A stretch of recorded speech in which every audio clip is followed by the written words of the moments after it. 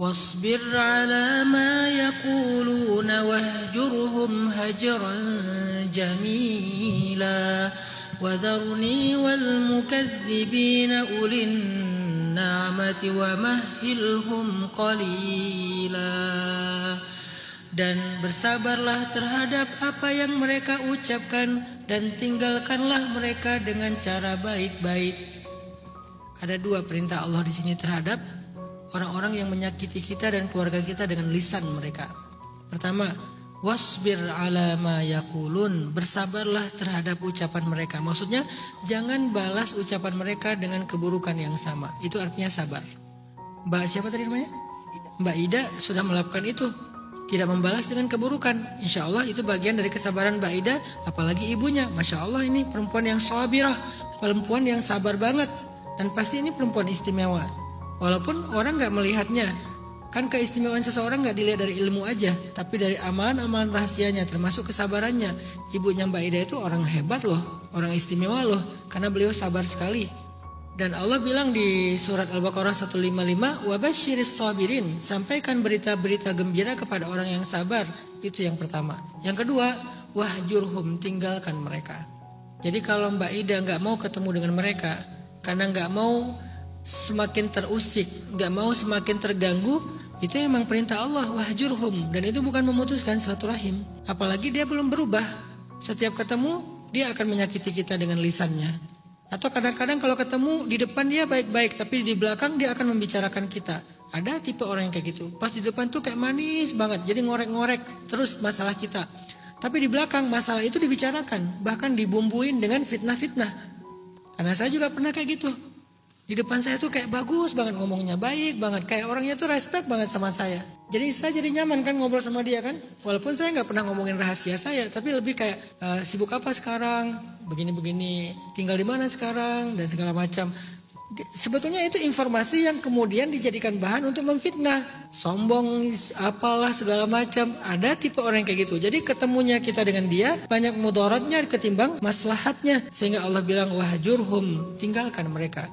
Hijrah itu artinya pindah atau pergi atau tinggalkan. Jadi Mbak Ida, kalau itu kondisinya dan itu niat Mbak Ida untuk tidak ketemu dengan dia, itu bagian dari hijrah yang memang dianjurkan demi menjaga maslahat, supaya tidak muncul mudarat antara kita atau menjadi nambah dosa bagi dia. Kalau ternyata dia udah minta maaf, apakah ada kewajiban kita untuk selalu ketemu dia? Tergantung. Kalau dosanya berat banget, rasa sakit yang diberikan itu belum hilang sama sekali, atau masih ada tersisa di hati kita, tidak ada paksaan untuk kita harus langsung ketemu. Karena Nabi pernah sakit hati sama Wahsy karena kesalahan yang fatal. Wahsy pernah membunuh Hamzah. Ketika Wahsy masuk Islam, Nabi menerima Islamnya. Nabi memberi dia zakat dan berbagai macam kebutuhan dia. Tapi Nabi bilang gini, Wahsy, kalau kamu bisa menghindar dari saya, menghindarlah. Kenapa? Apa Nabi masih dendam? Enggak. Apa Nabi tidak memaafkan? Memaafkan. Kenapa enggak mau ketemu? Setiap ngelihat Wahsy, Nabi teringat tentang Hamzah. Dan itu semakin menyakiti perasaan Nabi. Luka itu butuh waktu buat sembuh. Meskipun kita sudah ikhlas, dia tetap butuh waktu untuk sembuh. Meskipun kita sudah memaafkan, dia tetap butuh waktu untuk sembuh. Maka biarkan dia sebentar sampai itu sembuh. Gak ada salahnya untuk menjaga jarak sampai kita bisa netralisir lagi. Gak bisa juga kita terlalu perfeksionis mengatakan, kan katanya udah dimaafin, kok gak mau ketemu?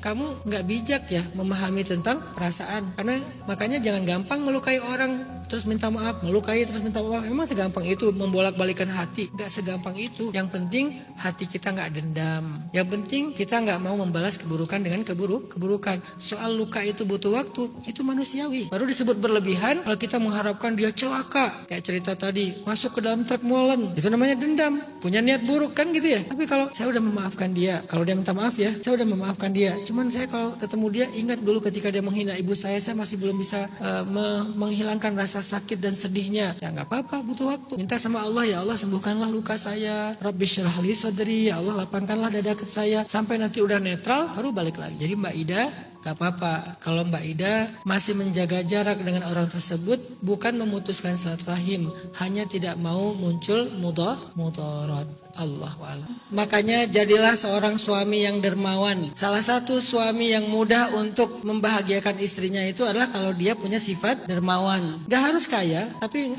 transfernya lumayan banyak. Dan jangan bilang cewek itu matre ya. Saya gak setuju dibilang cewek itu matre, karena itu fitrahnya perempuan.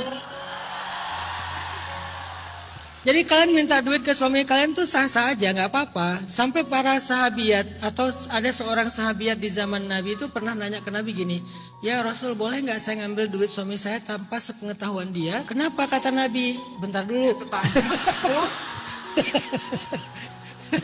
Main boleh-boleh aja, boleh sih emang. Kata Nabi, kenapa? Kenapa dulu kan? Harus jelaskan kenapa. Kata dia, suami saya pelit ya Rasul. Arti pelit itu memberikan kurang dari kebutuhan. Makanya kita sebagai suami itu jangan pernah merasa udah ngasih banyak. Minta maaf sama istri kalau kita ngasih nafkahnya pas-pasan. Bilang ke istri, maaf ya kalau aku baru bisa ngasih 30 juta sebulan. Banyak nggak segitu? Enggak lah. Cie. Kalau suaminya dermawan itu nggak banyak. Aku pengen ngasihnya 300 juta, tapi mampunya baru 30 juta, nggak apa-apa ya. Istrinya juga gitu. Ya aku tahu kok keadaan kamu. 30 juta masih bilang tahu keadaan kamu. Dan itu kata Nabi nggak apa-apa, tapi jangan berlebihan. Jadi cewek itu matre, fitrah. Jadi jangan dianggap sebagai sesuatu yang aneh. Sebagaimana saya juga nggak setuju kalau cowok dibilang dia nikah karena nafsu. Emang kenapa? Karena itu fitrah laki-laki, benar nggak? Kalau kalian bilang nggak benar, berarti kalian agak aneh. Cowok itu menikah karena nafsu adalah salah satu alasan dia menikah. Cewek menikah karena ingin dinafkahi adalah salah satu alasan dia menikah. Dan itu sah. Walaupun yang paling tinggi karena agama, karena akhlak ya. Tapi salah satu alasannya iya. Makanya untuk menenangkan laki-laki, maka berikanlah kebutuhan biologisnya. Untuk menenangkan perempuan, maka berikanlah kebutuhan belanjanya. Selesai. Jadi jangan pakai dalil. Nabi ketika istrinya lagi ngambek, Nabi tuh nggak ngeluarin dalil. Aku bersabda. Enggak tuh. Padahal Nabi nggak perlu cari dalil Bukhari, Muslim apa, nggak perlu orang riwayat langsung dari beliau ya. Tinggal ngeluarin aja, aku bersabda. Nggak pernah Nabi kayak gitu. Begitu istrinya ngambek, Nabi itu memperlakukannya dengan akhlak, bukan dengan dalil. Ternyata memperlakukan pasangan dengan dalil itu kalau kondisinya normal, ngasih nasihat. Tapi ketika lagi dalam kondisi emosional, jangan pakai dalil. Apalagi udah dikoleksi tuh dalil banyak gitu kan. Keluarin satu-satu dicicil. Nih mah, emangnya kalian pikir cewek itu nggak punya koleksi dalil tentang cowok? Banyak. Nanti jadi balas-balasan dalil ya.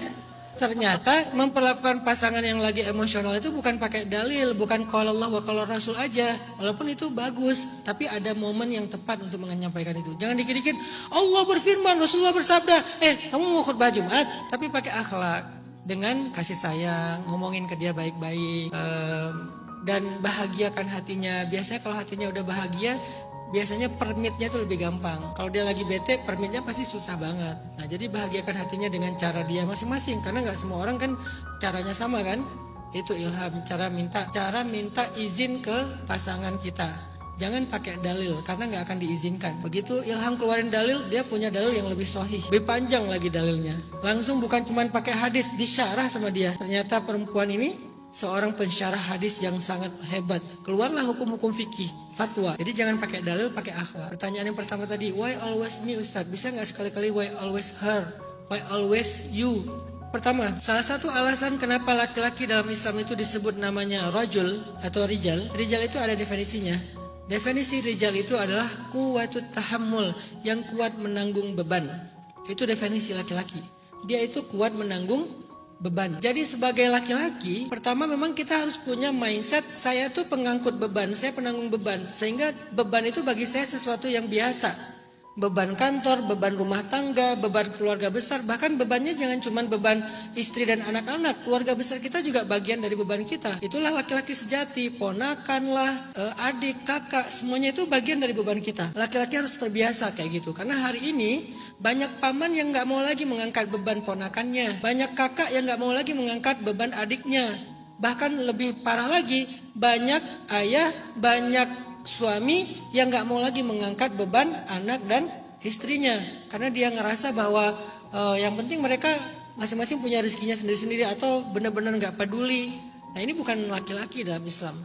Ini hanya seseorang. Tapi yang disebut dengan rajul, rijal, laki-laki, kesatria, dia itu punya sifat dasar kuwatut tahammul, kuat menanggung beban. Maka biasakanlah diri kita dengan beban. Tapi dalam prakteknya maka muncullah kasih sayang namanya mawaddah warahmah. Kasih sayang ini gak bisa dari salah satunya. Gak bisa dari suami aja, mentang-mentang dia seorang penanggung beban. Gak bisa dari istri aja, mentang-mentang dia penanggung jawab rumah tangga. Harus dengan mawaddah warahmah, saling pengertian. Kalau suami baru pulang capek, maka istri yang paling soleha itu adalah yang paling mengerti kondisi suaminya. Dia yang mengangkat beban suaminya. Walaupun itu tanggung jawab suami. Ketika istrinya di rumah kelihatan lagi nggak sehat, atau misalnya lagi kecapean dengan berbagai macam urusan, nggak ada salahnya juga sesekali suaminya mengurus rumahnya dengan urusan-urusan yang biasa dikerjakan istrinya. Ini bukan tentang tanggung jawab siapa, bukan tentang tugas siapa, tapi tentang siapa yang paling pengertian di antara mereka. Sayyidah Fatimah pernah mengeluh kepada Nabi karena capek ngurus rumah tangga. Soalnya Ali itu selalu di luar rumah karena tugas-tugas dakwah. Kemudian Nabi bilang, wahai Fatimah, mau nggak ayah kasih sesuatu yang lebih baik daripada pembantu? Kata Fatimah, apa ayah yang lebih baik daripada pembantu? Ucapkanlah subhanallah 33 kali, Alhamdulillah 33 kali, Allahu Akbar 33 kali, La ilaha illallah 1 kali, Al-Ikhlas, Al-Falak, An-Nas masing-masing sekali. Sebelum engkau tidur, insya Allah Allah akan menguatkan kamu dalam mengangkut beban di rumah.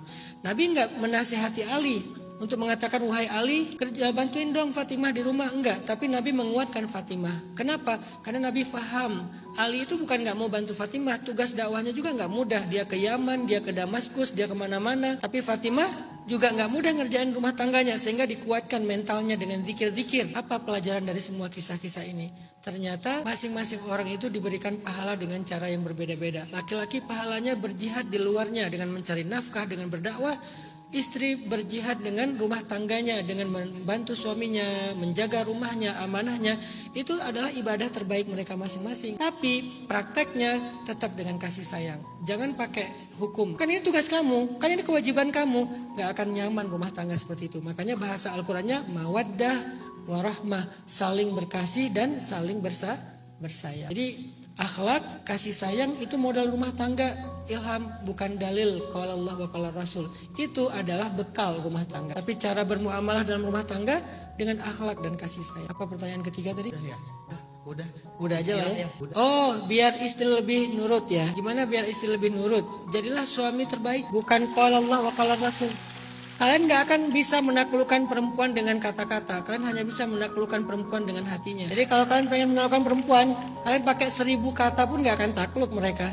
Makin keras, mereka makin patah. Maka taklukkan dia dengan kasih sayang, dengan cinta, dengan perhatian, dengan membujuk hatinya. Disebut dengan ta'liful qulub, membujuk hati. Itu hakikat dalam Islam. Kalau kita mau mengajak seseorang, mau mempengaruhi seseorang, maka belajarlah untuk bagaimana cara membujuk hatinya. Apalagi perempuan, yang kalau kamu kerasin, kata Nabi, dia akan patah. Kalau kamu biarin, dia akan tetap bengkok. Bengkok di sini bukan aneh ya. Bengkok di sini artinya lebih ke arah perasaan ketimbang logika kamu yang menurut kamu tuh lurus gitu maksudnya. Perasaannya lebih kuat daripada logikanya. Jadi tundukkanlah atau buatlah istrimu taat kepadamu dengan kasih sayang dan menjadi suami yang terbaik. Pasti dia akan. Tidak ada hal yang lebih baik bagi orang yang saling mencintai kecuali menikah. Kemudian dalam riwayat yang lain disebutkan, ini saya pernah membahas ini dalam fikih cinta ya. Ada seorang paman bertanya kepada seorang sahabat Nabi tentang ponakannya yang perempuan yang sedang dilamar oleh 2 laki-laki. Yang satu laki-laki kaya, tetapi perempuan ini, anak yatim ini tidak berkenan kepada laki-laki itu. Yang satu lagi laki-laki miskin, tapi perempuan ini cinta kepada laki-laki itu. Pamannya sebagai wali bertanya kepada seorang sahabat Nabi, saya pilih yang mana? Baiknya yang mana nih? Yang kaya atau yang miskin? Sementara yang perempuan lebih berkenan kepada yang miskin. Kalau feeling saya lebih cocok dengan yang kaya supaya menafkahi dia. Jadi dia hidupnya akan jauh lebih baik. Apa kata para sahabat? Nikahkan dia kepada siapa yang dia cintai. Jadi di zaman Nabi, cinta itu dihargai teman-teman. Nggak dipandang sebelah mata. Kalau kita sekarang kan menganggap cinta itu kayak bukan bagian yang penting dalam agama. Padahal cinta itu sesuatu yang berharga dalam agama. Dan ada juga banyak buku ditulis oleh para ulama tentang al-ishq, tentang cinta. Dan ulama-ulama yang menulis tentang cinta itu ulama-ulama besar. Salah satunya Ibnu Qayyim. Jadi kalau bab cinta ini nggak penting, kenapa para ulama itu menulis buku tentangnya? Harusnya ya udah nggak usah. Pokoknya kamu feeling ibu itu kuat, udah percaya aja deh. Ini kan doktrin kan? Kenapa kita nggak membuka ruang diskusi? Mama dulu punya pengalaman, Mama pernah sakit hati. Tipe orang cowoknya tuh persis sama. Ini bukan karena Mama trauma ya, tapi Mama membaca ada karakter yang kayak gitu pada dirinya gitu. Misalnya nih, kan boleh kan ngomong kayak gitu. Anaknya juga akan berpikir, gak perlu juga dia, pokoknya kamu harus nurut sama Mama. Mama itu feelingnya kuat. Mama udah ngomong ke gurunya Mama. Gurunya Mama udah ngomong ke gurunya Mama. Semuanya feelingnya kuat. Ini doktrin. Doktrin diperlukan, tetapi logika juga harus diasah. Karena kita adalah umat dari agama yang cerdas. Bukan agama doktrin aja. Biasakan musyawarah. Wasyawirhum fil bermusyawarahlah dengan mereka dalam urusan mereka. Jadi biasakan di rumah ngobrol sama anak. Kenapa kak? Kenapa kamu mau sama dia? Apa yang kakak lihat dari dia? Mama tahu perasaan itu nggak bisa dibuat-buat, nggak bisa dikendalikan. Syai'un la yumlak kata ulama. Sesuatu yang nggak bisa dikendalikan. Tapi boleh nggak kakak pakai sedikit logika? Mama punya pengalaman begini. Mama nggak harus benar ya, tapi berbagi pengalaman aja sebagai orang tua. Kan bisa ngomong. Tapi kan ada ustadz tipe orang tua yang nggak bisa ngomong. Kan nggak semua orang tua itu jago diskusi dan bicara ya. Kadang-kadang nggak bisa ngomong tapi dia kayak punya rasa yang kuat gitu. Ada yang kayak gitu. Ya udah dibantu. Sebetulnya ngomong itu nggak harus baik. Yang penting dia bisa. Ya namanya kita ngomong sehari-hari kan bisa kan? Ya berarti bisa juga menyampaikan apa yang menjadi keluh kesah kita, kekhawatiran kita. Nggak harus sebaik seseorang yang jadi public speaking. Maka Mbak Siska, apapun hasil dari pernikahan itu, ketika dia memilih menikah dengan orang yang dia cintai, maka sebetulnya itu alasan dia memilih itu nggak salah. Tinggal nanti dia jangan memilih dengan alasan satu-satunya cuma cinta. Kan cinta cuma salah satu alasan, salah satu pertimbangan. Nanti ada agama, ada tanggung jawab, ada akhlak, banyak kan selain cinta. Tapi cinta bisa menjadi salah satu alasan yang kuat. Cuman jangan satu-satunya sampai membuat kita buta dengan pertimbangan-pertimbangan lain. Kan agak kurang fair juga. Kemudian apa hal yang tidak sesuai syariat yang membuat orang tua boleh menghalangi anaknya menikah? Salah satunya adalah menikah dengan seorang pendosa yang belum bertobat dari dosanya. Kalau pendosa yang sudah bertobat, semua kita pendosa. Tapi yang belum bertobat, apalagi dosa besar, seorang pezina, seorang pemabuk. Pemabuk di sini sekarang sampai ke level drugs, seorang pejudi, apalagi sekarang udah judi online. Banyak banget rumah tangga yang rusak gara-gara judi online. Orang tua boleh menghalangi pernikahan dengan ahli maksiat seperti ini. Dosa besar dan dia belum bertobat. Kalau dia sudah bertobat, kata Nabi, orang yang bertobat dari dosa seperti tidak berbuat dosa, jadi nggak apa-apa. Yang kedua, masalah akidah. Ini dalam agama kita masuk ke dalam urusan prinsip. Segimanapun kita cinta, segimanapun orangnya baik, kan orang yang non muslim juga banyak yang baik kan? Secara akhlak ya banyak yang baik. Dan saya punya banyak teman non muslim. Saya punya teman di Jepang, saya punya teman di Korea. Perhatian banget, sering banget ngirim saya hadiah. Laki-laki semua sih. Sebelum di Jepang, di Korea, di beberapa negara saya punya teman, termasuk di Afrika dulu teman masih masih kuliah. Jadi artinya mereka juga baik-baik kok, walaupun mereka beda akidah dengan kita. Tapi ini bukan tentang dia baik atau enggak, layak atau enggak, mampu atau enggak, tapi tentang akhirat kita, selamat atau enggak. Karena masalah akidah bukan cuma masalah dunia, tapi masalah akhirat. Lalu akhirat anak-anak kita, gimana nanti anak-anak kita? Kalau dia punya ayah yang belum beriman kepada Allah, kalau dia punya ibu yang tidak beriman kepada Allah, bagaimana dia akan dididik? Kan ini pertimbangan-pertimbangan prinsipnya. Tapi masih bisa diikhtiarkan kok. Bujuk dia, kan nggak boleh ada paksaan dalam agama ya. Bujuk dia, tunjukkan akhlak terbaik kita kepada dia, sabar menunggu dia dapat hidayah kalau emang cinta banget ya. Tapi kalau belum, tetap itu hal yang prinsip dalam Islam nggak boleh kita langgar. Sekurang-kurangnya dua itu diantara banyak alasan ya. Pertama ahli maksiat, dan yang kedua adalah belum memahami akidah atau beriman kepada Allah Subhanahu wa taala. Gimana kalau ternyata dia salah? Pertanyaan pertama, salah menurut siapa nih? Karena itu sangat relatif. Kalau salahnya menurut kita, jangan-jangan subjektif, belum tentu dia salah. Hanya masalah selera kita, keinginan kita, POV kita. Menurut siapa salahnya? Menurut dia belum tentu juga itu salah. Maka yang paling gampang, ya udah kembalikan aja kepada Allah. Kan konsep perdebatan itu kata Allah dalam Al-Quran, wa in tanaza'tum, kalau kalian berdebat atau berselisih dalam satu urusan, maka kembalikan kepada Allah. Arti kembalikan kepada Allah standarnya standar Islam, standar syariah, standar agama. Salah nggak melarang anak laki-laki keluar rumah misalnya? Oh, alasannya dulu. Alasannya kalau dia keluar nanti takutnya terpengaruh lagi. Kan tadi awal judulnya itu salah gaul. Takutnya dia terpengaruh jadi salah gaul lagi. Jadi makin parah, jadi ekstrim. Nauzubillah kalau sampai ke arah-arah yang sangat ditakutkan orang tua, yaitu drugs, seks bebas, segala macam, judi online, bla bla bla gitu kan ya. Kan orang tua wajar dong orang tua khawatir. Dan khawatirnya orang tua itu bagian dari rasa tanggung jawab dan kasih sayang mereka sama kita. Jadi kadang-kadang saking khawatirnya agak sedikit overacting juga orang tua. Tapi pahami bahwa itu bentuk kasih sayang mereka. Ada alasan kenapa mereka ngelarang. Karena kita pernah salah gaul. Dan kita belum bisa membuktikan kalau kita keluar kita akan bergaul dengan orang yang tepat. Maka buktikan dulu biar mereka lebih trust kepada kita. Kalau jadi trust issue jadi kayak mereka juga khawatir. Saya juga punya anak gadis.